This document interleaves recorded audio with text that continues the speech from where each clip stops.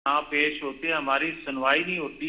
आज ये chief election commission का इनका एक वफद मिला है, तो भाई उनसे ये रिक्वेस्ट कर लें कि जल्दी करें। कोई ऐसा ट्रिब्यूनल जो है उसका नाम बेशक ये दे दें, उनको ये कह दें कि 4, 5, 6, 7 हल्के जो हैं वो इनको दे दें और टाइम फ्रेम दे दें।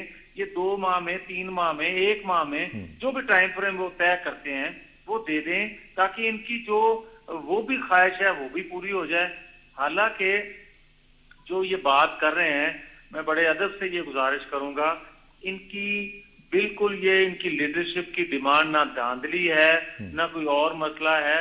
इनका गोल सिर्फ और सिर्फ ये है कि हुकूमत को चलता कैसे किया जाए, और हुकूमत से ज्यादा इनका फोकस जो है वो मियां नवाज शरीफ हैं। असल मसला इनको ये है। और अच्छा, जो इनको मियां साहब ये जो मुज़ाकरात की बात जब आप लोग करते हैं, उनका तो जो मतमुआ नज़र है उसको तो छोड़े, मैं सिर्फ ये चाहूँगा कि आप इसको क्लैरिफाई कर दें। पीटीआई के दोस्त ये कहते हैं कि जब आपके ऊपर प्रेशर होता है तो आप मुज़ाकरात के लिए आ जाते हैं, जब आपके ऊपर प्रेशर हटता है तो फिर आप कहते हैं कि मुज़ाकरात को थोड़ा सा लैतो लाल से काम लेना शुरू कर देते हैं। ये इंप्रेशन इनका दुरुस्त है? अच्छा कसाना साहब, जहाँ तक ये इम्प्रेशन की बात करते हैं, जहाँ तक ये दबाव की बात करते हैं, हम पहले भी तैयार थे, हम आज भी नंगे पांव इनके यहाँ बनी गाला जाने के लिए तैयार हैं। मगर क्या इंश्योरेंस है कि मसूफ अगले दिन कंटेनर पर आकर कोई और नई बात ना कर दें। ठीक है, चलें इसका रिस्पॉन्स ले लेते हैं। नासिर साहब देखें कितनी खूबसूरत बात की है मियां साहब ने, और वो कह रहे हैं कि हम तो नंगे पांव आपके घर जाने के लिए तैयार हैं, और क्या चाहिए आपको? बस अल्लाह करे इस तरह की खूबसूरत बातें एक्शन में भी बदल जाएं। हमें ये जगह कुछ एक्शन तो आपने भी लेना है ना, कुछ एक्शन आप भी तो ले लें। हाँ यही मैं बता रहा हूँ ना। हाँ। ये बता दे कल किधर मुज़ाकरात करेंगे, हम बता दे, जगह बता दे, पहुंच जाते हैं हम। ये सिर्फ बातें करने से तो नहीं होगा मुज़ाकरात मीडिया पे आने से, या इनने हमें खत लिखा हुआ है जो हमें पहुंचा नहीं है। बात यह है कि कल किधर पहुंचे मुज़ाकरात करने के लिए, इनसे पूछ लें कि कल कहाँ जाना है, कल कहाँ आना है, इकट्ठे कहाँ बैठना है, ये ले लें। बाकी जहां तक बात है कि इलेक्शन कमीशन में चले जी मियां साहब जवाब दे रहे हैं। जी मियां साहब।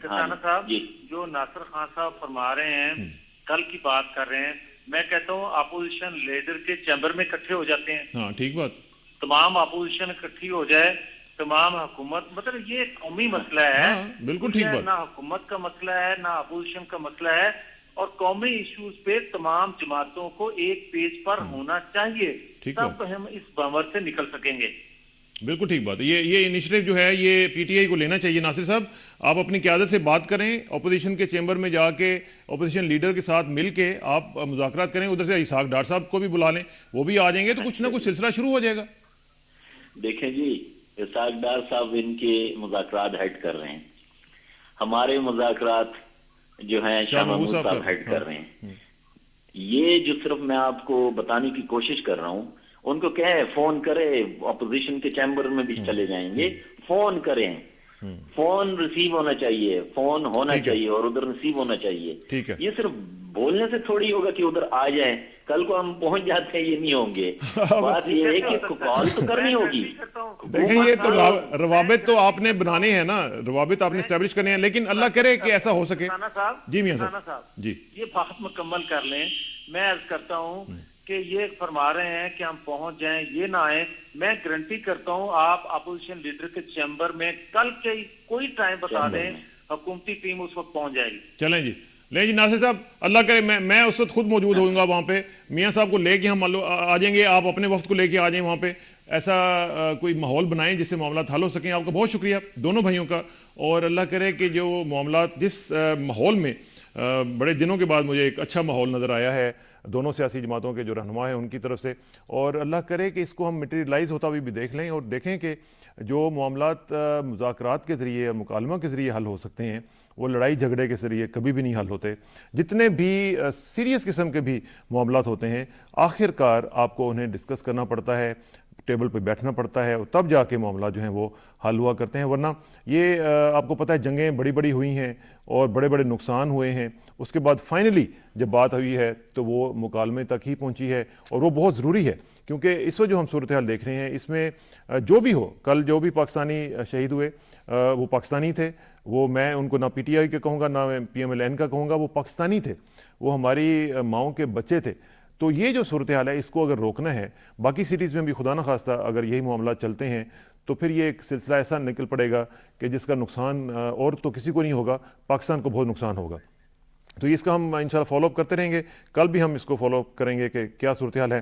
لیکن اب دوسرے ٹاپکس کی طرف بڑھتے ہیں، اور وہ ہے سب سے پہلے جو ہم بات کرنا چاہ رہے ہیں وہ ہے کہ افغانستان میں ایک جو اعتماد سازی کا ماحول ہے وہ ہمیں نظر آنا شروع ہوا ہے پاکستان کے حوالے سے، کہ وہاں پہ لطیف محسود جو ایک ٹی ٹی پی کے کمانڈر تھے ان کو اور ان کے دیگر ساتھیوں کو پاکستان کے حوالے کیا گیا ہے، جو یو ایس ملٹری کی کسٹڈی میں تھے، اور اس سے ایک اعتماد سازی کا جو ماحول ہے وہ ہم بڑھتا ہوا دیکھ رہے ہیں. اسی حوالے سے ذرا بات کرتے ہیں. ہمیں جوائن کر رہے ہیں اکرم ذکی صاحب، سابق سیکرٹری جنرل ہیں دفتر خارجہ کے اور ڈپلومیسی میں بہت بڑا نام ہے. ذکی صاحب السلام علیکم. جی وعلیکم السلام. ذکی صاحب، یہ جو سٹیپ ہے افغان گورنمنٹ کا، آپ اس کو کس طرح دیکھ رہے ہیں کہ لطیف محسود جو ایک ٹی ٹی پی کے کافی وانٹڈ قسم کے اور بڑی ٹاپ کلاس ان کی وہاں پہ ایک سٹینڈنگ تھی ٹی ٹی پی میں، اس کو انہوں نے باقی دیگر ساتھیوں کے ساتھ جو ان نیمڈ ہیں ان کو پاکستان کے حوالے کیا ہے، تو یہ سمجھتے ہیں کہ بہت بڑی ڈیولپمنٹ ہے؟ دیکھیے یہ بہت بڑی ڈیولپمنٹ ہے، لیکن اس کا پس منظر بھی دیکھنا چاہیے. جی شور. کہ جب سے نیا انتخاب ہوا ہے تو اشرف غنی صاحب جو نئے صدر ہوئے ہیں ان کا رویہ کچھ تھوڑا سا پاکستان کی طرف مائل ہو رہا ہے بنسبت کرزئی صاحب کے. وہ ان کا جھکاؤ واضح طور پہ ہندوستان کی طرف تھا. ٹھیک. انہوں نے یہ اچھی بات ہے کہ انہوں نے ایک ایسی حکومت بنائی جس میں ان کے جو سب سے بڑے حریف تھے ان کو بھی شریک اقتدار کیا. وہ اسے گورنمنٹ آف نیشنل یونٹی کہتے ہیں. جی جی. اور ہو سکتا ہے کہ نیشنل یونٹی کے نام پر اب اور لوگ جو باہر ہیں ان کو بھی شامل کیا جائے آہستہ آہستہ. ٹھیک. تو انہوں نے پہلا دورہ چین کا کیا. چین کے بعد پھر ہمارے آرمی چیف وہاں گئے اور وہاں بڑی کھل کے بات ہوئی اپنے سلامتی کے معاملات پر کہ ہم ایک دوسرے کی مدد کریں، ہم دہشت گردوں کے خلاف ضرب عضب کر رہے ہیں اور ان کی طاقت ہم نے ختم کر دی ہے. اور افغانستان کو بھی چاہیے کہ جو لوگ پاکستان کے خلاف کارروائیاں کرتے ہیں اور انہوں نے پناہ لی ہوئی ہے افغانستان میں ان کو بھی اسی طرح کریں. تو یہ اس کا ایک نتیجہ ہے. پھر غنی صاحب کا دوسرا دورہ جو تھا وہ پاکستان کا تھا چین کے بعد، اور یہاں آئے تو ہماری سیاسی قیادت سے بھی اور عسکری قیادت سے بھی باتیں ہوئیں اور ان کو آفر کیا گیا کہ ہم ان کی فوج کی تربیت بھی کریں گے. پہلے اگرچہ ان کا ہندوستان کے ساتھ اسٹریٹجک معاہدہ ہے اور ان کی فوج کی تربیت ہندوستانی کر رہے تھے تو پاکستان کی پیشکش انہوں نے قبول کر لی. پھر تیسری ملاقات جو ہوئی ہے ان کی وہ سارک کانفرنس میں ہوئی ہے. سارک میں انہوں نے ایک بہت اہم بات کی. انہوں نے فرمایا کہ ہماری سرزمین ہمسایوں کے خلاف استعمال نہیں کی جائے گی. اب ہمسائے تو ان کے ہم ہیں اور چین ہے، ہندوستان تو ہمسایہ نہیں ہے اور استعمال ہندوستان کر رہا ہے. ایک لحاظ سے میں سمجھتا ہوں، میری ترجمہ یہ ہے کہ وہ ہندوستان کو ایک تنبیہ تھی کہ تم ہماری سرزمین سے کوئی کارروائی پاکستان کے خلاف نہیں کر سکتے. ٹھیک، اچھی بات. تو یہ ساری چیزیں ہیں. پھر ابھی لندن کانفرنس ہوئی ہے، اس میں ہمارے وزیر اعظم گئے ہوئے تھے اور وہاں بھی یہ دونوں ان کے صدر اور ان کے چیف ایگزیکٹو عبداللہ صاحب سے پاکستان کے وزیر اعظم کی ملاقاتیں ہوئیں. تو آہستہ آہستہ یہ ماحول خوشگوار ہو رہا ہے اور یہ احساس ہو رہا ہے. اور پھر اس سب سے بڑھ کر ہمارے جو چیف آف آرمی سٹاف کا دورہ امریکہ ہوا ہے وہ بہت امپورٹنٹ. وہاں جا کے انہوں نے جو کہ یہ تاثر دور کرنے کی کوشش کی ہے کہ پاکستان گڈ طالبان اور بیڈ طالبان میں فرق نہیں کرتا، وہ سب کے خلاف کارروائی کر رہا ہے، پرعزم ہے اور ہم استحکام چاہتے ہیں.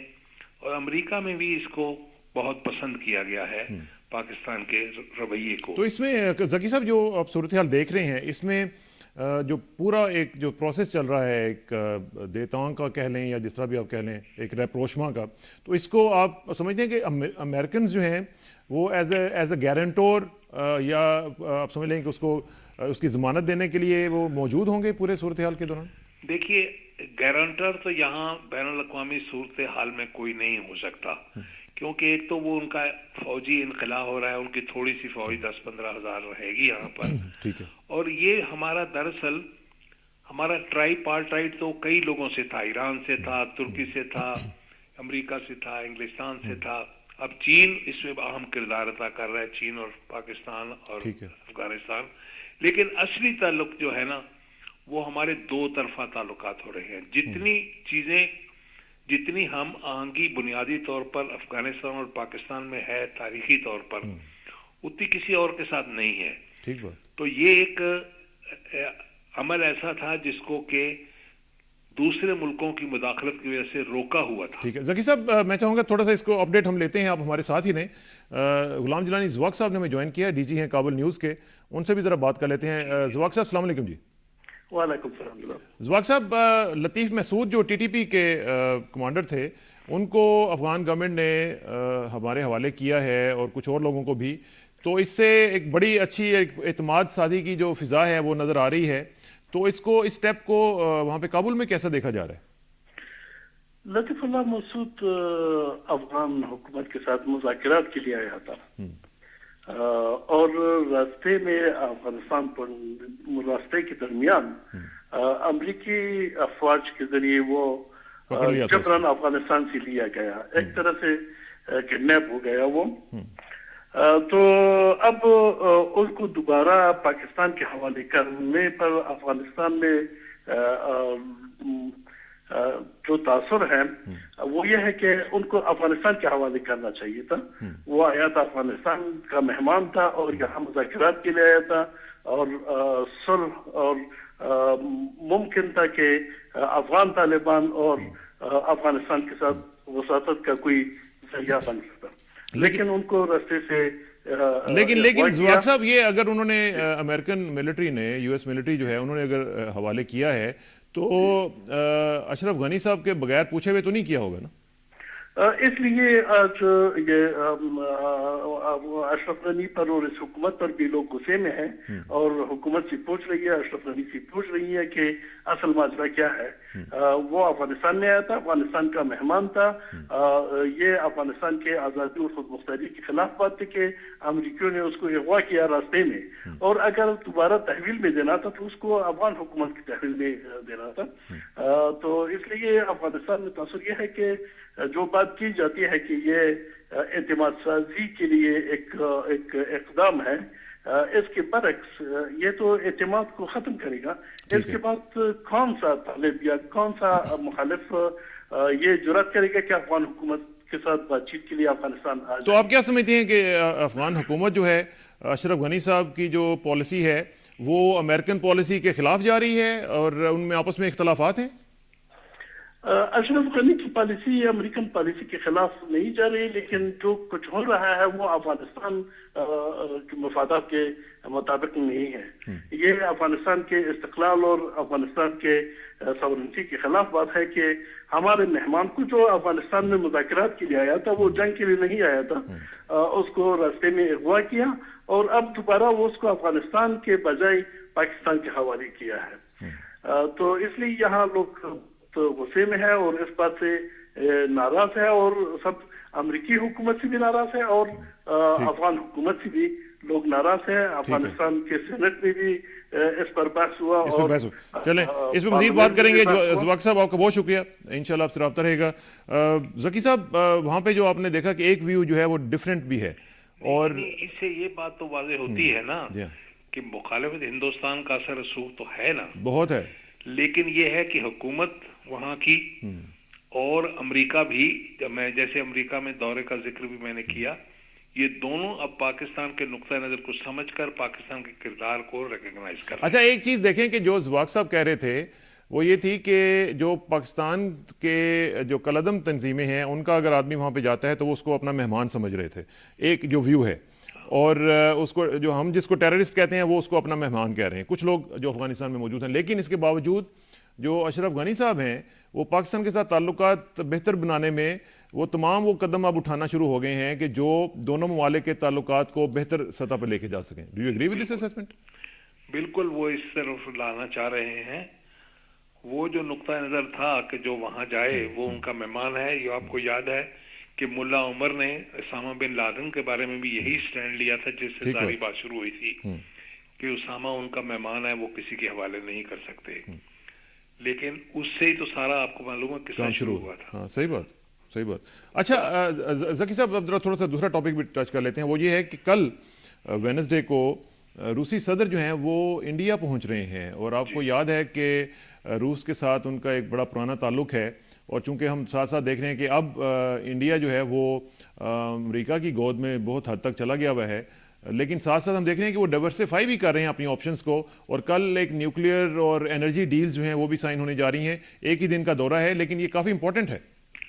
دیکھیے اس وقت وہ معاملہ ختم ہو چکا ہے کہ کوئی ملک کسی کا دوست یا کسی کا دشمن ہے، اور خاص طور پہ جو بڑے ملک ہیں وہ سارے اپنی آپشنز کو کھلا رکھتے ہیں۔ ٹھیک بات۔